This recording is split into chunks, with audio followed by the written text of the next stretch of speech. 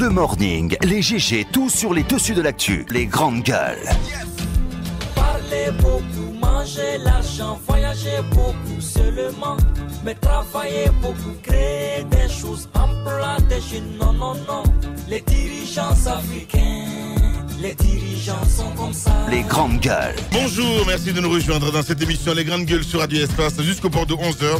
Nous vous aidons à mieux comprendre l'actualité et comment se porte le pays en ce 22 novembre 2018. Le baril de pétrole chute à 54,41 $ américains sur le marché international. Il faut dire que depuis un mois, les prix du pétrole ont chuté de près de 20% après avoir culminé donc depuis octobre à leur plus haut niveau depuis 4 ans, il le dit Titi. Question ce matin, consécutivement à cette tendance baisse à l'international, le gouvernement guinéen va-t-il revoir les prix des produits pétroliers à la baisse donc les semaines à venir? Que comptent faire les forces sociales de Guinée? Nous essayons de comprendre ce matin à travers monsieur Diakaria Koulibaly, il faut le rappeler, il est le ministre des hydrocarbures, et monsieur Aboubacar Koïta des forces sociales de Guinée. Ils vont intervenir successivement ce matin chez les Grandes Gueules. Abdoulaye Sow succède à Lumbemba Souma à la tête de l'USTG, et celui qui était jusqu'ici patron de la FESABAG, la Fédération syndicale autonome des banques assurances et IMF, a été donc élu premier secrétaire général de cette centrale syndicale hier, à l'issue donc du 6e congrès de l'organisation. Quels sont ses chantiers prioritaires? Comment compte-t-il s'impliquer en vue d'une sortie de crise à la grève déclenchée par le SLEG dans le secteur de l'éducation? Nous essayons de comprendre ce matin avec l'intéressé évidemment, M. Abdoulaye Sow, il faut le rappeler, nouveau secrétaire général de l'USTG. Il sera en direct ce matin chez les Grandes Gueules. Et cette question ce matin, alors que sa marche prévue pour ce jeudi sur l'itinéraire Bambeto Koza Wandara n'a pas reçu d'autorisation, l'opposition républicaine la tiendra-t-elle cette marche? On pose cette question ce matin. Sous quelles conditions cette première marche se déroulera-t-elle au lendemain donc de l'installation des PA le long de l'axe? Quel rôle dévolu aux forces armées dans le cadre de nouveaux dispositifs sécuritaires mis en place par le gouvernement? Que pensent les jeunes de l'axe de ce nouveau dispositif sécuritaire?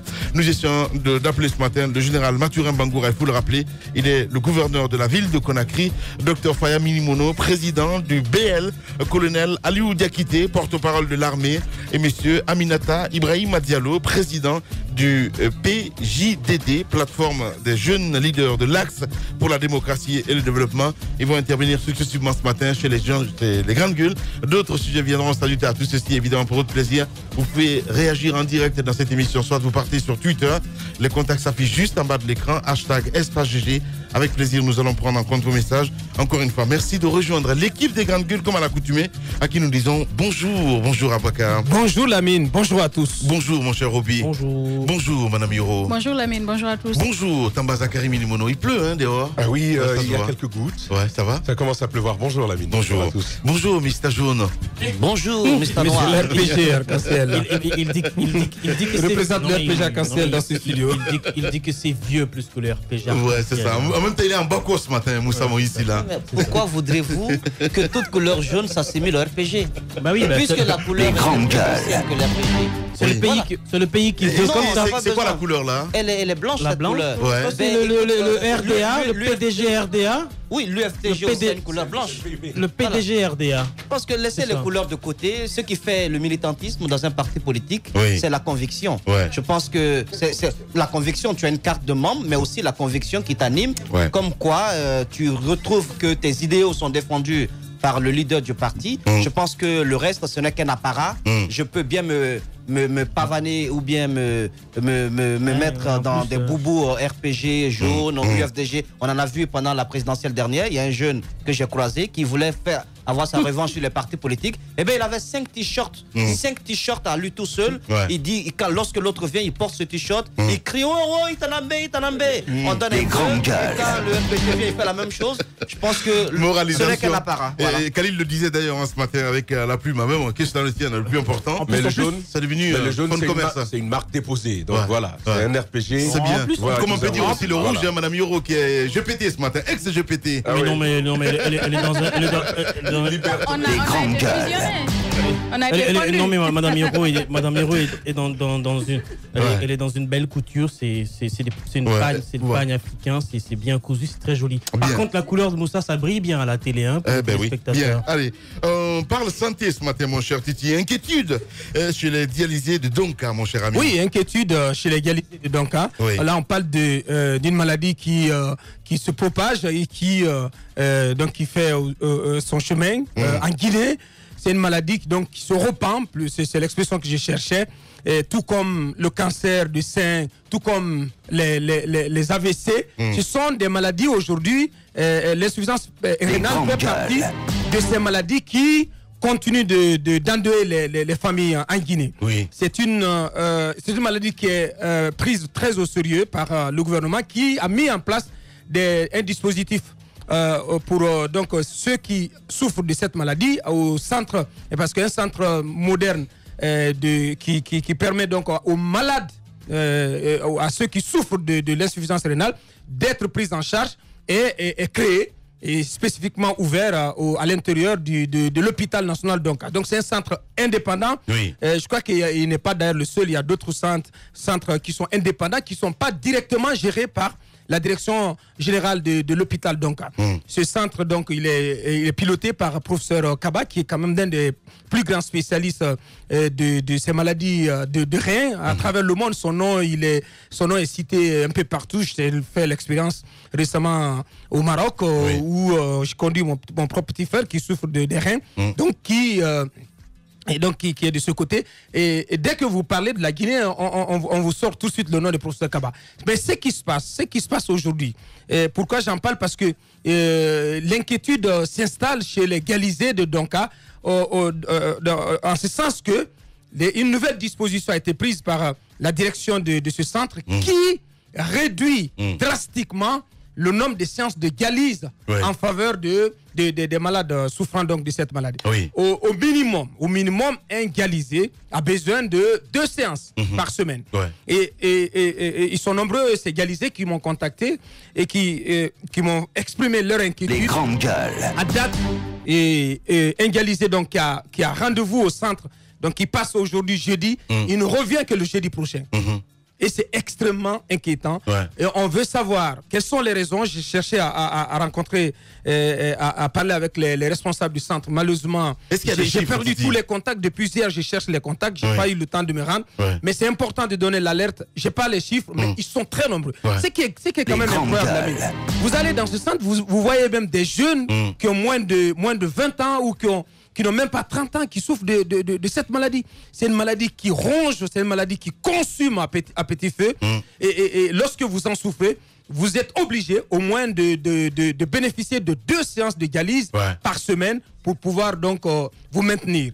Parce que autrement, si votre nombre de séances de dialyse est réduit à 1 seule par semaine, je crois que là, on met en danger la vie de tous ces malades qui souffrent donc des reins. Il faut rappeler qu'à côté, il y a la clinique moderne qui a été mise en place par le professeur Kaba lui-même. Je crois que c'est sa clinique privée qui est donc ici, clinique nouvelle de Bessia, où les dialysés sont pris également en charge. Mais ce qui est à noter, c'est que les coûts sont extrêmement élevés dans cette clinique, alors que la séance ne coûterait que 25 000 à 30 000 à Donka. Du côté de Bessia, on en est autour d'1 million par séance. Autour d'1 million par séance. Donc, ce qui n'est pas à la portée de toutes les bourses. Donc, ce qui est à dire, j'apprends que une dame qui ferait de la prestation, donc qui fournirait des machines, j'ai rien compris, ne serait pas payée. Donc, raison pour laquelle cette mesure de réduction du nombre de séances par dialysé a été prise. Et toujours est-il qu'on se pose des questions, et c'est important que le ministère de la Santé regarde ces questions-là pour éviter donc qu'il y ait des morts. Il y a notre confrère Joseph Sagnon, le doyen de Soleil FM, qui en est décédé. Il souffrait de cette insuffisance rénale. Et ces dernières semaines, il était du côté de l'hôpital de Donka, mais du côté du Camboiro, où il était pris en charge. Mais je peux vous dire que c'est une maladie qui ronge, et c'est important que le ministère de la Santé ne reste pas bras croisés face à cette situation? Généralement, la cause principale du trouble des reins, c'est dû au diabète, mais pas seulement le diabète, parce qu'on a souvent tendance à taxer les diabètes de maladies de riches. Il faut aussi dire que la pression sanguine élevée et le durcissement des artères peuvent causer le trouble des reins. Et donc, à partir de ce moment-là, oui, bien sûr, ce sont les médecins même qui le disent, à partir de ce moment-là, la dialyse, on appelle ça généralement le traitement de suppléance, c'est-à-dire que ça permet le fonctionnement des reins en attendant. Donc, si ça n'existe pas, le malade, évidemment, a beaucoup de chances de trépasser. Docteur Roby, merci. Les grandes gueules. N'oubliez pas que je côtoie beaucoup de malades de cancer et tout, donc j'en apprends beaucoup de ces maladies, ces maladies chroniques. Donc, le nombre de diabétiques en Guinée est bien évidemment élevé et toutes les couches sociales sont concernées. D'où l'importance de mettre en place ce traitement d'appoint qui permet quand même à ceux qui ont des insuffisances rénales, j'y arrive, de pouvoir tenir. Alors, le traitement doit être ponctuel, perpétuel. Mais là, évidemment, que la question que la problématique qu'Abakar soulève, c'est une problématique très importante parce qu'à partir du moment où le malade ne suit pas régulièrement et a tant bien coordonné son traitement, il y a beaucoup plus de chances qu'il trépasse. Ceux qui sont nantis ne font pas leur traitement ici, ils prennent l'avion et d'autres vont au Maroc, au Sénégal, en Côte d'Ivoire, etc. Ceux qui sont plus nantis, ils vont en Europe, etc. pour suivre le traitement parce qu'en Guinée, justement, vous ne pouvez pas suivre la cadence normale de traitement. Donc, il y a beaucoup de gens qui restent pour cause de diabète, mais en réalité, c'est parce que tout simplement le traitement, le suivi n'est pas effectif. Et donc, à partir de ce moment-là, je pense que l'inquiétude est grande et il faut que le ministère de la Santé prenne les mesures qu'il faut. Bien, allez-y, mon cher Tamba. Alors, je pense qu'il faut probablement faire deux choses. Il faut accroître et élargir les centres, justement, de dialyse. Parce que ici, à Conakry, Abakar le rappelait, c'est déjà insuffisant. Mais à l'intérieur du pays, posez-vous bien la question, ceux qui en souffrent, qu'est-ce qu'ils font? Ils sont probablement obligés de venir ici. Et il y a plusieurs qui n'ont même pas les moyens après le transport payé, il n'y a plus rien à faire. Je pense qu'il faut un peu déconcentrer ce traitement-là et installer, créer des centres d'hémodialyse à l'intérieur du pays, dans les chefs-lieux régionaux pour commencer, et éventuellement s'intéresser aux préfectures. C'est important de le faire. De l'autre côté, c'est une question de prise en charge, parce que ça coûte cher. Même les 25 000 dont Abakar est en train de parler, c'est parce que derrière, il y a de la subvention. Les grandes gueules. À quoi cette capacité de prise en charge? Parce que je connais certains patients, bien sûr, qui sont pris en charge par de bonne volonté, par des ONG notamment, qui interviennent dans ce domaine-là. Ce serait pas mal de réfléchir. Déjà, l'État guinéen, mais également certaines associations qui évoluent dans ce domaine, ce serait pas mal de réfléchir à comment trouver d'autres bailleurs qui soutiendraient justement le traitement de certaines personnes. Parce que tant qu'il n'y a pas une possibilité de remplacer le rein, Roby le dit, ça reste un traitement de suppléance et ça, c'est pour toute la vie. C'est pour toute la vie. Et donc, si vous pouvez évaluer cela avec le vécu des Guinéens, c'est totalement impossible, même quand vous avez des moyens. À un certain moment, vous êtes essoufflé, vous préférez laisser couler pour que on en finisse. Parce que la plupart des malades, vous en trouvez certains qui vous disent « Ben moi, je suis fatigué.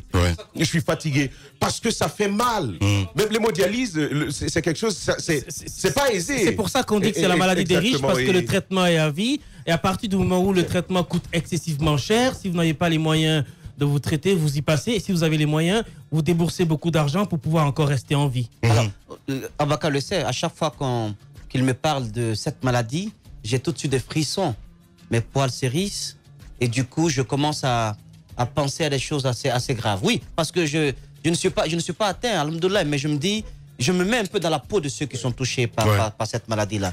Et je vois un peu comment est-ce que leur mobilité est complètement réduite et même certains avantages que Mère Nature nous a donnés, on ne peut plus en profiter lorsqu'on est atteint par cette maladie-là.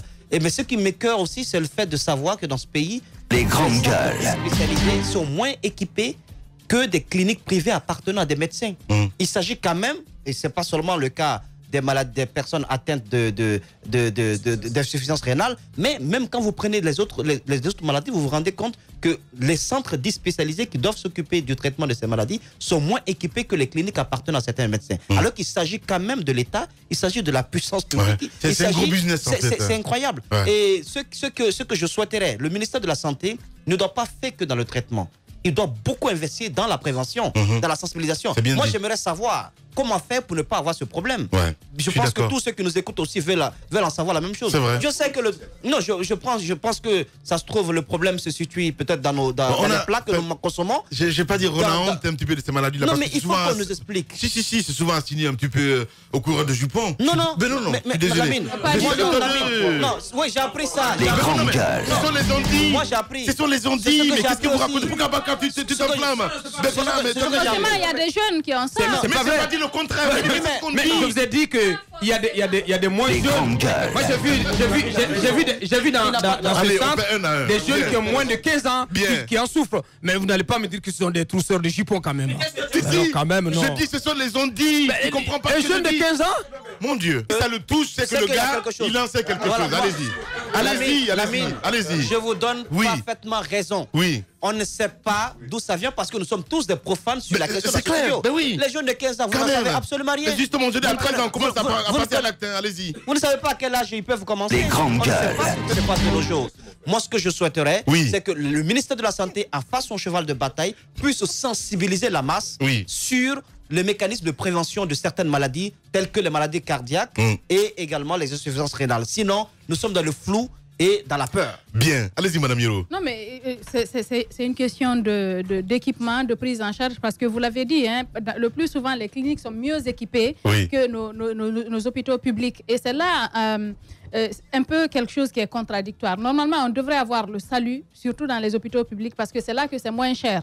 Mais le plus souvent, quand vous partez dans ces hôpitaux, comme on appelle publics, les meilleurs médecins qui sont là, ils vous ramènent à leur clinique, où c'est plus cher. Et vous connaissez le niveau de vie du Guinéen. Les gens vivent au quotidien de ce qu'ils gagnent. Mais si vous tombez malade, que vous n'arrivez pas à travailler, je pense qu'il faudrait que les spécialistes nous disent pourquoi on a réduit les grandes gueules de consultation de ces personnes qui sont atteintes d'insuffisance rénale et que les spécialistes se penchent sur la question pour donner plus d'explications. Parce que peut-être de par le passé, on pensait que c'est des personnes plus âgées qui étaient atteintes de cette maladie. Mais aujourd'hui, on voit des personnes plus jeunes. Est-ce que c'est lié, tel que vous l'avez dit, au fait qu'on soit...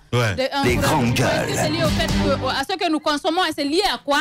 On voudrait vraiment avoir le spécialiste au bout du fil pour nous donner des explications. Justement, on va essayer de joindre Dr Kaba dans un instant. Ça peut être les deux parce que quand on parle... Je ne peux pas te dire quand même. Je ne suis pas médecin, mais bon, quand on parle de pression sanguine élevée, évidemment, on parle de pression sanguine élevée lors d'un rapport sexuel. Maintenant, si vous êtes perpétuel... Si, Madame Yoro, permets-moi de dire, il y a pression sanguine très élevée en ce moment-là. Et donc, lorsque c'est récurrent, c'est vrai qu'on fait beaucoup travailler les reins. Donc, ça peut être une des causes. Ça peut être aussi la nourriture pour ceux qui consomment excessivement les XL le soir, comme Moussa Moïse. Il faut qu'il arrête un peu. Et donc, à un moment, les J énergisants, l'alcool et tout ça, ça peut être aussi des causes. Mais les médecins sont mieux placés pour nous édifier. Il faut qu'il y ait une communication accrue sur cette maladie-là, les causes et les préventions. Je pense que c'est important, c'est très important que le ministère et les services concernés puissent y travailler. Bien, allez-y Tamba. Absolument, vous savez que les reins travaillent sérieusement dans, si vous voulez, l'épuration du sang. Tout ce qui est acide va de ce côté-là, c'est une réalité. Et c'est pourquoi il faut aussi ajouter à la liste, Roby, il faut ajouter à la liste les consommateurs d'alcool. Oui, parce que ça, c'est une autre réalité. Et ça n'exclut pas non plus ce que Lamine était en train de dire. En tout cas, dans le subconscient collectif... Lamine quoi? Allez-y. Dans le subconscient collectif, et si vous voulez, la précocité des relations sexuelles, et bien entendu, c'est parfois cité. Mais encore une fois, il faut rejoindre Moussa Moïse. Il est majeur, quand même. Il faut rejoindre Moussa Moïse pour dire qu'il faut une véritable campagne de sensibilisation là-dessus. Et ce n'est pas que pour le cas de ceux qui souffrent de problèmes de reins, ceux qui pourraient être touchés par les problèmes de foie, les questions de cancer. Comme on fait de la campagne pour le VIH, prévention, je pense qu'il a dit l'essentiel. Je pense qu'il faut y accéder parce que c'est l'essentiel à faire. Bien. Ce qu'il faut rappeler, c'est que les opérations, le dépistage, il est permis au centre d'hémodialyse de Donka. C'est important pour tous ceux qui veulent connaître leur statut, savoir un peu est-ce qu'ils sont des personnes à risque pour contracter cette maladie. ont la possibilité de le faire. J'ai pu quand même le vérifier. Je crois que si vous approchez de Moussa qui a très peur de cette maladie, il peut se rapprocher du centre pour connaître son statut. Non, mais je connais, je sais de quoi je parle. L'une des raisons que je voulais préciser, c'est le fait de garder aussi les urines. C'est extrêmement dangereux. Aussi. Le fait de garder longtemps les urines, ça, je crois que c'est une recommandation qu'il faut adresser à nos sœurs. C'est important parce que la femme, d'habitude, quelqu'un l'a rappelé dans ce studio, elle est pudique et donc elle a du mal, surtout à utiliser des installations sanitaires qui ne sont pas propres. Donc, ce n'est pas du tout recommandé que vous gardiez les urines toute une journée. Ça peut donc vous conduire à contracter cette maladie. Je voulais terminer là-dessus en disant que ce que je ne comprends pas, c'est que... quelque chose de bâclé. Ce que je ne comprends pas, c'est que la première dame de la République, elle avait quand même contribué à doter ce centre en équipement. Je sais aussi que l'ancien ministre de la coopération, M. Koutoubou Sano, avait aussi obtenu des équipements dans ce sens-là, dans le cadre de la coopération. Les grandes gueules. Et un ensemble d'outils, de machines de dialyse qui ont été mises à la disposition de ce centre. Mais on ne peut pas comprendre que, avec tous ces moyens, avec toute cette attention quand même de la première dame et de l'État, parce que c'est important, ce n'est pas tous les pays. Vous allez au Mali, le centre de démodialyse de la Guinée, m'a-t-on dit, est plus performant et a plus de moyens que celui du Mali. L'État guinéen, ça il faut le noter, a quand même pris le soin d'avoir de l'attention pour ces cas de maladies spécifiques. Mais on ne peut pas expliquer que, avec tous ces moyens, que ce centre ne fonctionne pas à merveille. Parfois, il arrive qu'il n'y ait pas de carburant dans le groupe, ou en tout cas, le groupe ne fonctionne pas. Ça fait que vous pouvez aller pour faire votre séance de dialyse et vous êtes obligé de rentrer chez vous. Et si vous ne pouvez pas tenir, vous êtes obligé d'aller à la clinique nouvelle à Boessia, chez professeur Kaba. C'est très compliqué. Moi, mon propos ce matin, c'est de dire au ministre de la Santé, aux responsables, aux autorités du ministère de la Santé, d'avoir de l'attention pour ce centre. Il ne faut pas l'abandonner à lui-même. Allez-y, Moussa. Juste une précision. Roby a juste voulu donner un exemple quand il a cité la boisson XL. C'est une excellente boisson. Consommée là, on n'a pas dit que ça donne... Écoutez, on n'a pas dit que ça donne... on n'a pas dit dans ce studio, parce que la pression est importante. Il y a des commerçants qui font venir ce produit. On n'a pas dit que ça donne... C'est produit ici par la Sobragui. Voilà, merci beaucoup. C'est tout? On n'a pas dit que forcément ça donne des maladies des reins. On dit que la consommation abusive n'est pas bonne. Moi, je connais en tout cas tout aliment. Hein. La consommation abusive de tout aliment est dangereux pour la santé. Voilà. Bien. Et surtout, éviter les petites filles. Non, mais c'est important. C'est important, les gars. Hein. Bien. Allez, les grandes gueules continuent dans un instant sur Radio Espace. Il y a le snobisme des fines gueules et la rudesse des gueules de bois. L'infortune des gueules moins propres à la douleur des gueules cassées. Il y a les jeux d'esprit des drôles de gueules, le piquant des amuse-gueules. Mais par-dessus tout, il y a l'audace et la pugnacité des grandes gueules de Radio Espace. Exubérantes et effrénées, rarement politiquement correctes et toujours excessives, les grandes gueules plus que jamais déterminées. Grandes gueules à vie. Seul le Tout-Puissant pourra nous faire taire. Bienvenue chez les GG de Radio Espace Guinée.